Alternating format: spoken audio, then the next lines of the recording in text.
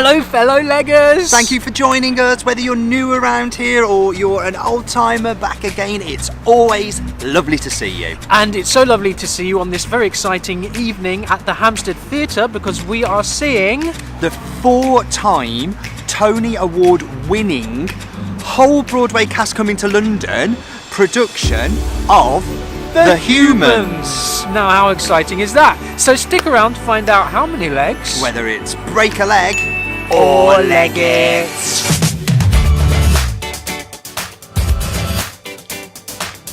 Yeah, so as you said, I'm super excited about this. To have the whole Broadway cast come over to London is really exciting, although I've not really heard of The Humans before.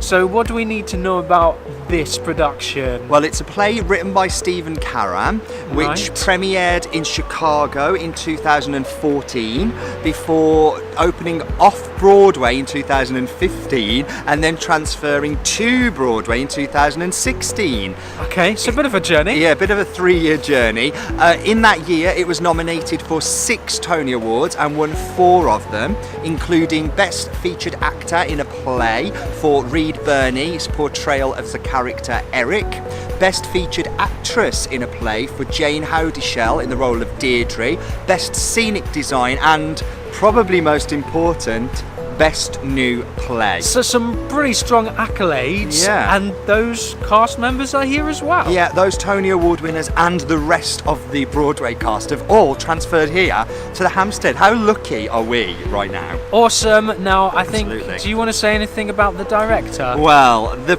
original production and this production are being directed by Joe Mantello. Now, Joe Mantello is a director that I absolutely adore. His other credits include Love, Valor, Compassion, Stephen Sondheim's Assassins, Wicked, Dogfight, the movie adaptation of The Normal Heart. He's also an actor, and he was in the original cast back in the early 90s of Angels in America. In fact, the main reason I booked this show, other than the fact it won the Tony for Best Play, was the fact that Joe Mantello is directing. To see a Joe Mantello production, I am so excited. So I don't know if you can tell, but Lega Simon is a little bit excited. I've just loved everything he's ever done. I just adore the guy, he's amazing. This play in particular is a family comic drama which is set around a Thanksgiving dinner table in Lower Manhattan. Now, I'm expecting turkey and cranberry sauce to go flying because experience tells me that these things never go well. Yeah, there was a period of time when every single show we were seeing resulted in a family food fight. Yes. So we're saying this is kind of similar? Maybe. Possibly. I've tried to avoid too much about it, but I do know that it's one act and it's straight through at 95 minutes long, so no breakdown, but Stick around to the end to find out how many legs and if it lives up to its award-winning hype.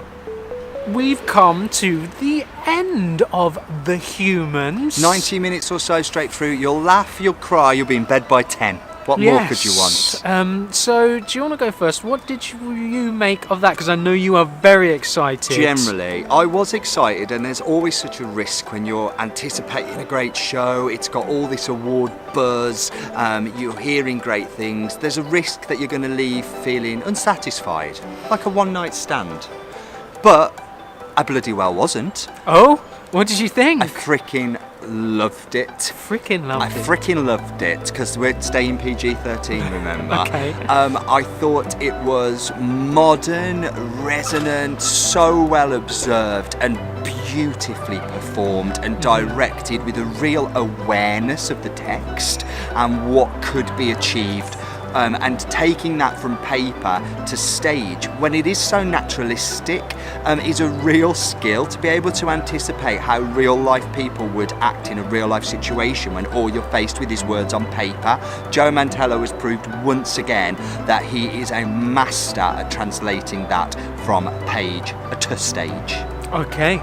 A really good word you used there was beautiful. I think the piece in itself, the actual play, is beautifully observed, beautifully subtle. We follow these characters in real time from start to finish. The characters arriving in this apartment for the first time to celebrate Thanksgiving, and as usual everything's quite nice, quite normal, but it's this family who haven't seen each other for a while, so then there are some cracks that are to be explored.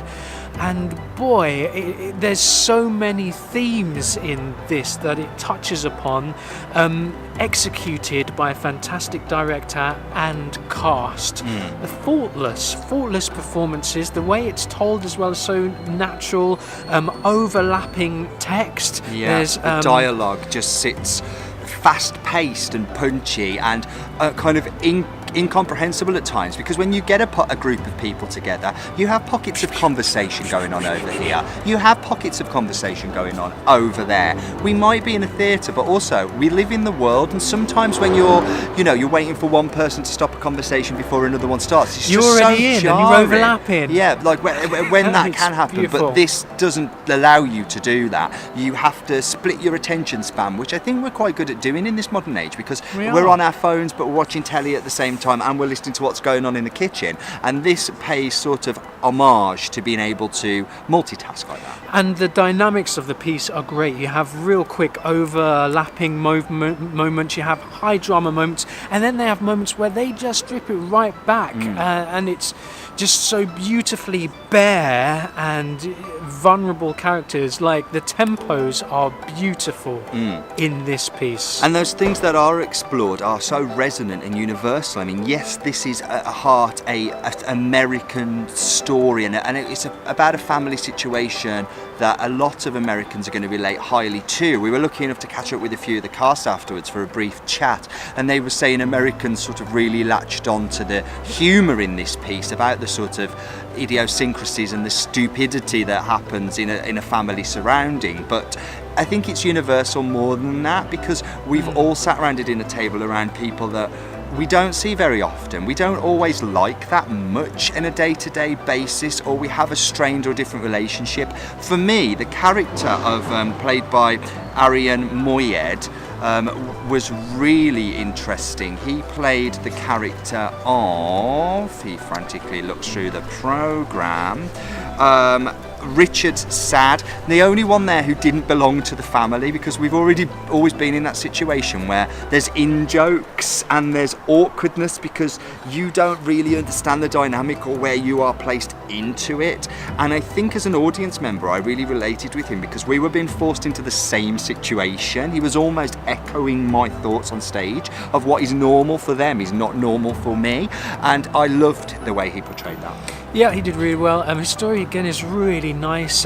Touches in there of privilege and what does it mean to have privilege and success, but not yet. And also dealing with depression and coming through that. Like, so many lovely undertones for his character. All of them had a great journey. His journey was great as well. Yeah. I also want to shout out to Lauren Klein, who plays Momo, the grandma of the group. Oh my goodness! Do you know what? She does very little, but a huge amount at the same time. It's a real must be a real sort of effort as an actress, and how she gets through that.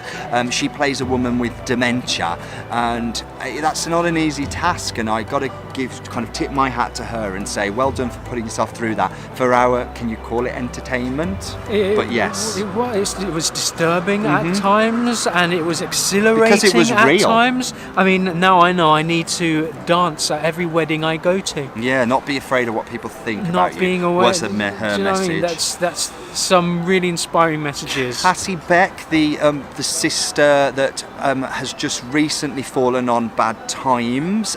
We drop in and out of her story, but I felt a huge amount of empathy towards her and sympathy as well. Yeah, lovely portrayal, again, lovely arc. I'm kind of saying the same stuff. It's just really nice. Sarah Steele as Bridget Blake. Now, Sarah she was on The Good Wife. She's now on the spin-off to that. I don't watch The Good Fight. I don't watch any TV. I recognise her from the Netflix film Speech and Debate. Yes. She was fantastic. And she was brilliant in this. Some of the most natural acting I've ever seen. She was just, totally believable. Lovely pitch of where she sat her action and where she sat her emotion, I thought was really well thought out, well delivered. Yeah. Let's go on to lead the 2 Tony Award winners.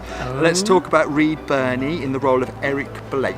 He's great, lovely stillness. He's got a real simmering story that isn't really fully developed until quite close to the end. So he's always sitting on this, we're waiting for what is this gem, what is this? And because of that, he has these moments of explosion and these outbursts, and he always knows what's coming up, so he's trying to instill wisdom in his children. Some of his, what he was saying really resonated with me in terms of his messages. In terms of the story, there's a real plotting to his character. There's a real, I don't want to say deception, but there is a little bit of sort of diversion tactic going on with him, which is really great and well understood.